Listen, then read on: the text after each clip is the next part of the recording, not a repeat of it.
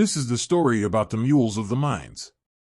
It is these small beasts of burden that are the true unsung heroes of many of the gold discoveries that took place back in the day.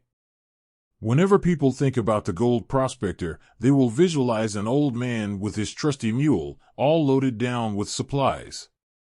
This mule will carry the prospector's food, his tools, his tent, and whatever else would be required for those long trips into the wilderness. The man and the mule became an iconic symbol of the old American West and its mining history. These animals were hardy animals, to say the least. An average burro could pack around 200 pounds of gear and could walk 20 miles a day. This animal would eat very little and would consume a lot less water than the average horse. They could also tolerate the heat of the midday sun in places like Death Valley, California, therefore they were the ideal companion for the prospector of old. Their small size also made them very agile in rough mountainous terrain. Once mines were built, these animals would be seen packing in the much-needed supplies and packing out the sacks of ore. For some of these mines, narrow-gauge rails were put into the drifts and tunnels, and burros would spend their days towing carts of ore to the outside of the mine. Although the original burros were from Africa, it was the Spanish who domesticated these animals to work and brought them over to the Americas back in the 1500s. Later these burros would be bred to horses, and the outcome would be what we have today as mules. These mules would become the real workers of the mines. The average mule could carry 1/3 of its body weight and walk 20 to 25 miles a day.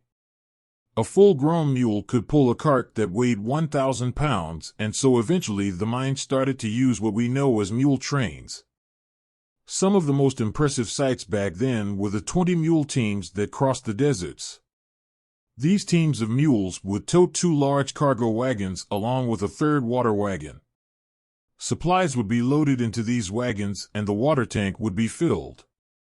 Then the team would head off to some distant mine, where it would unload its cargo and water, then reload the wagons with ore and then head back to town or the nearest railroad, where the ore would be unloaded. These heavy freight wagons would sometimes travel as far as 160 miles to get to their destinations. Some of the most impressive mule trains were known as the borax wagons of Death Valley. Each wagon was 16 feet long and had 6-foot-high sides. Its front wheels were 5 feet in diameter and its rear wheels were 7 feet. The steel rim on the wooden spoke wheel was an inch thick and 8 inches wide.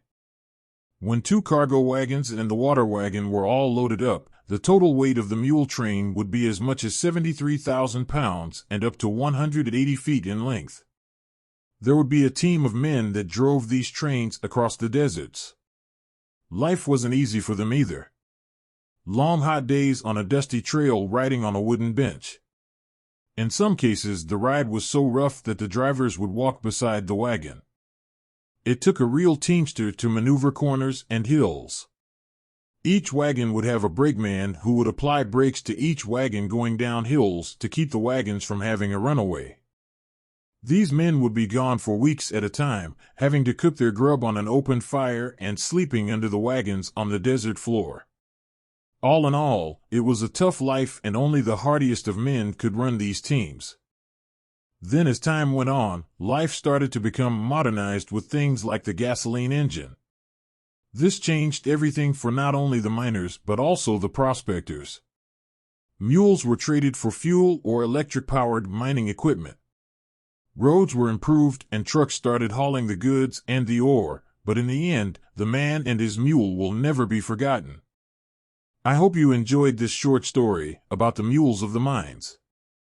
Please like, share, and subscribe so we can continue to bring you more old lost mine stories.